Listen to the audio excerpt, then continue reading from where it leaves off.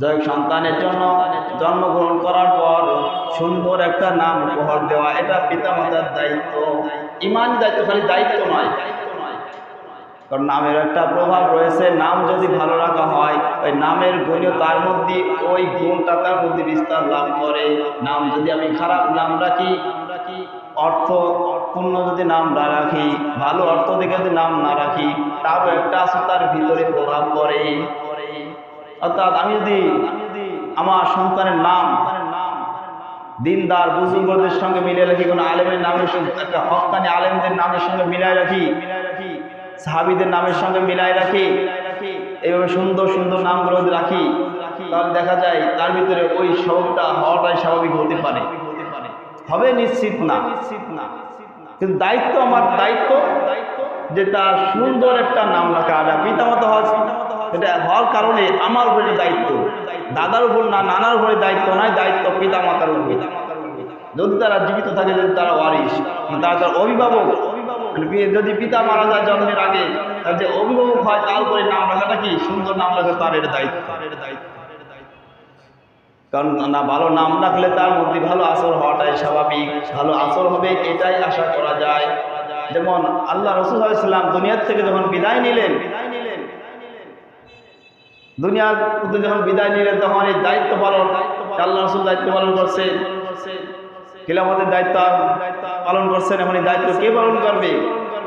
বিভিন্ন আলোচনা, অনেক আলোচনা, সাহাবীদের মধ্যে আলোচনা সাপেক্ষে দেখা গেল ইঙ্গিত আকারে আল্লাহ রাসূলের যে বিভিন্ন আকারে যে ইঙ্গিত দেওয়া গেছে, বিভিন্ন দিক আলোচনা করে দেখা গেল আল্লাহ রাসূলের যে ইঙ্গিতটা পরে হযরত আবু বকর রাদিয়াল্লাহু তাআলা আনহু,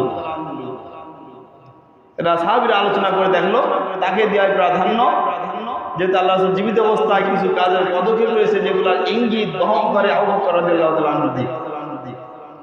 সাহাবীরা পরামর্শ করে আবু বকর রাদিয়াল্লাহু তাআলা আনহু খিলাফতের দায়িত্ব তাকে দেওয়া হলো। কিন্তু এখানে দায়িত্ব দেওয়ার পর একদল বিরোধিতা শুরু করলো যে আল্লাহ রাসূল যখন মারা গেছেন, আবু বকর রাদিয়াল্লাহু তাআলা আনহু কেন এই দায়িত্ব পালন করবেন? এই দায়িত্ব পাওয়ার যোগ্য একমাত্র আল্লাহ রাসূলের পরিবার, তার বংশের লোক হযরত আলী রাদিয়াল্লাহু আনহু। এই নিয়ে বিরোধিতা শুরু করলো, অনেক দিনের আলোচনা। ওদিকে যেতে গেলে আমি সামনে আগাইতে পারবো না, সবসময় বলে দেব।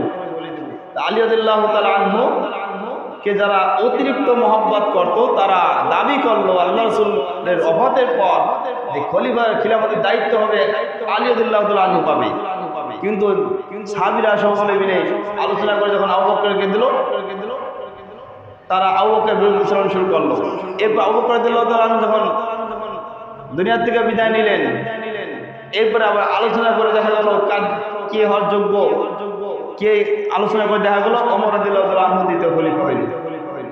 এটা নিয়েও কি যারা হযরত আলী রাদিয়াল্লাহু তাআলা আনহু যারা অতি ভক্ত ছিল, যারা শিয়া মুসলিম যাকে বলা হয়, এরা এটা নিয়েও বিরুদ্ধে চলন করলো যে আল্লাহ রাসূল মারা যাওয়ার পরে বললাম যে আলী রাদিয়াল্লাহু তাআলা আনহু খলিফার দায়িত্ব পালন করবেন, কিন্তু কেউ মানলো না, দিল আবু বকর রাদিয়াল্লাহু তাআলা আনহুকে। দিনার মৃত্যুর পরও দাবি করলো আলী রাদিয়াল্লাহু তাআলা আনহুর জন্য, কিন্তু এটাও মানলো না, দিল ওমর রাদিয়াল্লাহু তাআলা আনহু।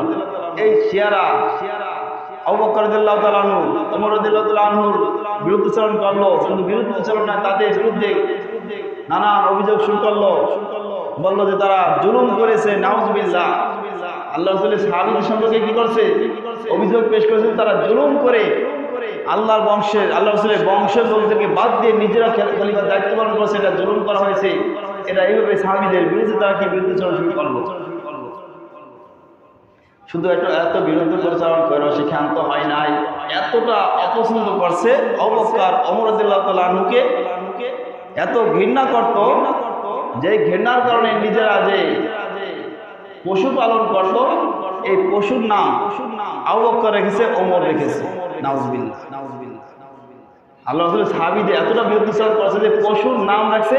সাহাবীদের সঙ্গে যাদের বিরুদ্ধাচরণ করছে তাদেরকে পছন্দ করে নাই, তাদেরকে এইভাবে হিংসার কারণে, বিরুদ্ধাচরণ করার কারণে তাদের নামে নাম রাখছে পশুর নাম, পশুকে নাম বলে রাখে।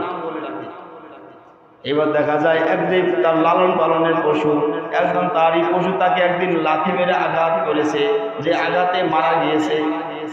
পশুর নাম রাখছে আবু বকর ওমর। এই পশুই তাকে এমন আঘাত করলো, পশুর আঘাতে যে নাম রাখছে তারই মৃত্যুবরণ করবে, সেই মৃত্যুবরণ করবে। পরবর্তীতে মৃত্যুর পর জানা গেল যে পশুটা তাকে নাম রেখেছিল তার নাম রাখছিল ওমর। তার নাম কি রাখছিল? ওমর। আর ওমরের মিজাজ তো খুব কড়া ছিল, সকলে জানা আছে। কেমন কড়া? আল্লাহ রাসূল সাল্লাল্লাহু আলাইহি ওয়াসাল্লাম মুসলমান হিন্দুর মধ্যে বিচার হয়েছে, বিচার নিয়েছে, আল্লাহ রাসূলের কাছে আসছে। আল্লাহ রাসূল হিন্দু থেকে মুসলমান থেকে দুজনের জবান শুনে একটা ফয়সালা দিছে, ফয়সালা চলে গেছে হিন্দুর দিকে, মানে অমুসলিম যে তার দিকে ফয়সালা চলে গেছে। কারণ আল্লাহ রাসূল তো জুলুম করবে না, যেটা হক যেটা সঠিক সেটাই ফয়সালা দিবে। এবার মুসলমান ব্যক্তি মানলো না যে আমি মুসলমান, সে একটা অমুসলিম, আমার পক্ষে রায় নিয়ে দেয়, অমুসলিম পক্ষে রায় দিল, এটা মানি না, যাই আল্লাহ রাসূলের বিচার মানলাম না, ওমরের কাছে যাই।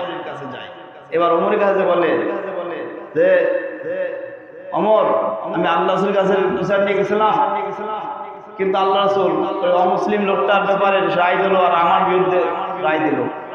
দেখো তুমি বিচার মানো নাই, তোমার বিচার মনুসঙ্গত হয় না, কয় না, তাই জন্য অপেক্ষা করো, আমি আসতেছি। কোনো কথা নাই, ঘরের মধ্যে গিয়ে তলোয়ার এনে এক কবিতার কল্লাটা আলাদা করে দিচ্ছে। আল্লাহ রাসূলের বিচার পছন্দ হয় না, আমার কাছে এসে দ্বিতীয় বিচার খানি বিচারের জন্য সাথে সাথে কল্লাটা ফেলে দিচ্ছে। এমন কড়া মেজাজের লোক ছিল। দেখা গেল যে পশুর নাম ছিল ওমর, ওই পশুটাকে আঘাত করে তাকে মেরে ফেলেছে।